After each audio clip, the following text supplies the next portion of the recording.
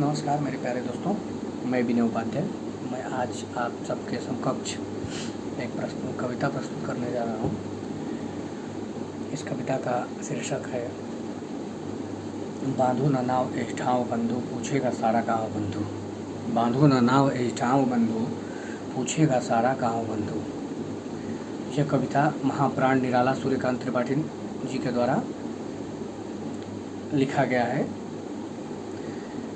इस कविता का काव्य संग्रह अर्चना काव्य संग्रह है और यह कविता 1950 में प्रकाशित हुआ था। कविता का वाचन करने से पहले मैं थोड़ा सूर्यकांत त्रिपाठी निराला जी का जीवन परिचय दे देता हूँ छोटा सा। सूर्यकांत त्रिपाठी निराला जी का जन्म जो है वो 1897 और कहीं कहीं 1899 भी किसी किसी पुस्तक में मिलता है। तो 1897 या 1899 के अंतर्गत मेदनीपुर ग्राम में, जो कि महिषा दल के क्षेत्र में आता है, जो बंगाल में है, वहाँ इनका जन्म हुआ। सूर्यकांत त्रिपाठी निराला जी बहुत ही अद्भुत और बहुत ही उत्कृष्ट रचना के लिए जाने जाते हैं। सूर्यकांत त्रिपाठी निराला जी को महाप्राण के नाम से भी जाना जाता है उनकी कविताओं की वजह से, क्योंकि उनकी कविताओं में कहीं ना कहीं मानवीय रूपों का जो प्रस्तुतिकरण है वो कहीं ना कहीं बाकी कवियों की तुलना में ज़्यादा दिखाई देता है और श्रेष्ठतम रूप में दिखाई देता है। चाहे वो राम की शक्ति पूजा हो, जिसमें उन्होंने राम को एक सामान्य मनुष्य के रूप में प्रदर्शित किया है, चाहे सरोज स्मृति में स्वयं को उन्होंने प्रदर्शित किया है, स्वयं की बोलेंगे कि हृदय विदारक कारुणिक प्रसंग को प्रस्तुत किया है। और वह तोड़ती पत्थर हो गया या फिर कुकुरमुत्ता हो गया। कुकुरमुत्ता भी एक ऐसी कविता है जिसमें दो वर्गों को केंद्र में लेकर लिखी गई यह कविता है। एक पूंजीवादी वर्ग, एक सर्वहारा वर्ग, जो कि आम जनता जिसको बोलते हैं, उपेक्षित वर्ग जिसे बोलते हैं, उनको लेकर ये कविता लिखी गई है। तो चलिए, ये तो रहा निराला जी का छोटा मोटा परिचय। निराला जी की दो पत्रिकाएं भी निराला जी की प्रकाशित हुई थी। दो पत्रिकाओं का उन्होंने प्रकाशन उनके द्वारा किया गया था। और एक पत्रिका थी मतवाला और एक जो पत्रिका है वो समन्वय पत्रिका के नाम से जानी जाती है। दो पत्रिकाओं का उन्होंने प्रकाशन किया, संपादन किया जिसे बोलेंगे। दो पत्रिकाओं का उन्होंने संपादन किया, एक था मतवाला और एक था समन्वय। चलिए अब हम चलते हैं कविता की तरफ, जो कि बहुत ही अद्भुत कविता है और बहुत ही आनंदमयी कविता है। और साथ ही सामाजिक जो समस्याएं हैं, चाहे स्त्री हो या पुरुष हो, उन सब पर कहीं ना कहीं चिंतन के रूप में यह कविता लिखी गई है।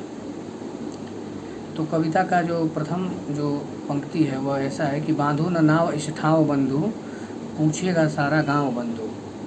यह घाट वही जिस पर हंसकर वह नहाती थी धंसकर, आंखें रह जाती थी फंसकर, कपते थे दोनों पाँव बंधु, बांधो न नाव एठाव बंधु। आगे की पंक्ति पढ़ लेते हैं, फिर शुरू से उसकी व्याख्या के साथ पढ़ते चलेंगे।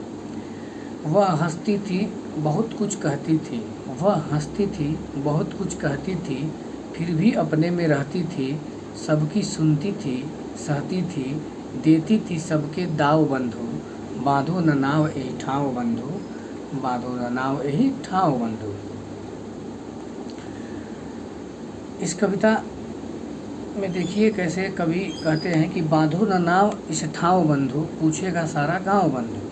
कवि यहाँ पर एक नाविक को संबोधित करते हुए कहते हैं कि हे नाविक, तुम इस घाट पर नाव को मत बांधो,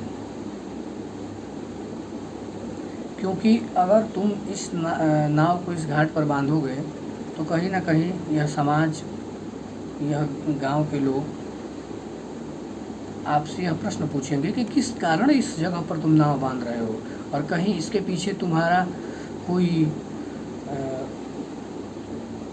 प्रेम पूर्वक प्रेम रूपी बोलेंगे कि कोई उद्देश्य तो नहीं है जिस वजह से तुम यहाँ नाव को बांध रहे हो। क्योंकि कवि यहाँ पर आगे कहता है कि यह वही जगह है जहाँ पर वह स्नान करती थी। वह का मतलब यह है, यह वह उसके लिए कवि ने संबोधित किया है जो पूर्वकालीन में कवि की प्रेमिका थी और उसकी प्रेमिका इसी जगह पर स्नान करती थी। इसीलिए कवि कह रहा है कि वह यही जगह है जहाँ वह नहाती थी। इसीलिए मैं कह रहा हूँ कि आप भी यहाँ नाव न बांधो, नहीं तो कहीं ना कहीं मेरी तरह आप भी इस समाज का शिकार बन जाओगे और जो मेरी प्रेमिका है उससे संबंधित जोड़कर आपको भी लोग देखने लगेंगे। जैसे कि आपने देखा होगा कि यहाँ पर जो कवि बातें को जो सबके समकक्ष जो कविता के माध्यम से प्रस्तुत कर रहे हैं, या कहीं ना कहीं समाज में भी हमें देखने को मिलता है कि समाज जो है वह ऐसे ही स्त्री और पुरुषों को बदनाम कर देता है, या फिर उसे बिना किसी कारण और उद्देश्य को जाने बगैर उसे सवालों के घेरे में ले लेता है। मुझे इस कविता की वजह से मुझे एक कहानी याद आती है, चांदनी रात करके, हाँ चांदनी रात करके है कहानी है जो कि पंजाबी भाषा में लिखी हुई है। तो उस कहानी में भी कहीं ना कहीं हमें देखने को मिलता है कि कैसे एक स्त्री जो निर्दोष रहती है उसे आरोप के घेरे में ले लिया जाता है और आरोपी बनाकर उसे बदनाम करने की कोशिश किया जाता है। और वह स्त्री अंत में क्या करती है, जो स्त्री रहती है वो आत्महत्या कर लेती है। तो ठीक उसी प्रकार हम यहाँ देख रहे हैं कि कवि जो झेल चुका है, जिस वजह से कवि बदनाम है, या फिर जिस प्रेम में वह पढ़कर अभी तक उससे बाहर नहीं निकल पाया है, उसमें कहीं ना कहीं नाविक को बंधने नहीं देना चाहता है, उसमें पढ़ने नहीं देना चाहता है और उस जगह से भी दूर हटाना चाहता है। क्योंकि कहीं ना कहीं अगर यह नाविक इस जगह पर आएगा तो कहीं ना कहीं यहाँ पर आने के बाद उसकी तरह, कवि की तरह भी उसकी स्थिति हो जाएंगी, तो वह भी उसकी तरह परेशान रहने लगेगा और कहीं ना कहीं प्रेम की पीड़ा में जो बोलेंगे कि पीड़ित होता हुआ चला जाएगा। तो इसीलिए नाविक को वह सजग करते हैं और कहते हैं कि देखो हे नाविक, तुम यहाँ पर नाव को न बांधो। अगर आप देखेंगे तो इस कविता में कहीं ना कहीं उस जीवात्मा को सजग किया जा रहा है जो जीवात्मा माया के बंधन में बंधने की कोशिश कर रहा है या फिर पड़ने जा रहा है, माया के वशीभूत होने जा रहा है, उसे कभी मुक्त करने की कोशिश कर रहा है, उसमें पढ़ने से रोक रहा है।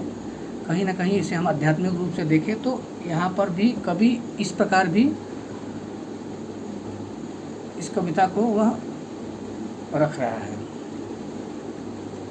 तो फिर आगे निराला जी कैसे कहते हैं कि इसी घाट पर वह जल में धंसकर स्नान करती थी। वह कहते हैं कि वह कभी नहाती थी धंसकर, वह कभी इस स्थान पर नहाती थी धंसकर, वह कभी नहाती थी धंसकर, आंखें रह जाती थी फंसकर। मतलब यहाँ पर कवि कह रहे हैं कि कभी स्त्री जो एक है वह कभी यहाँ पर नहाती थी धंसकर और उसकी जो आंखें हैं, कवि की जो आंखें हैं उस स्त्री को देखकर उसके तरफ देखने को मजबूर हो जाती थी और फंस जाती थी। फंस जाने का मतलब यहाँ पर कवि कहना चाहते हैं कि एक टक उसके सौंदर्य को देखते ही रह जाता था, कवि देखते ही रह जाता था और वह बाकी चीज़ों को भूल जाता था। मतलब कि उसकी सुध ही नहीं रहती थी कि वह कहाँ देख रहा है, देखते जा रहा। तो यहाँ पर आप देख सकते हैं कि अगर मैं आपको उदाहरण के रूप में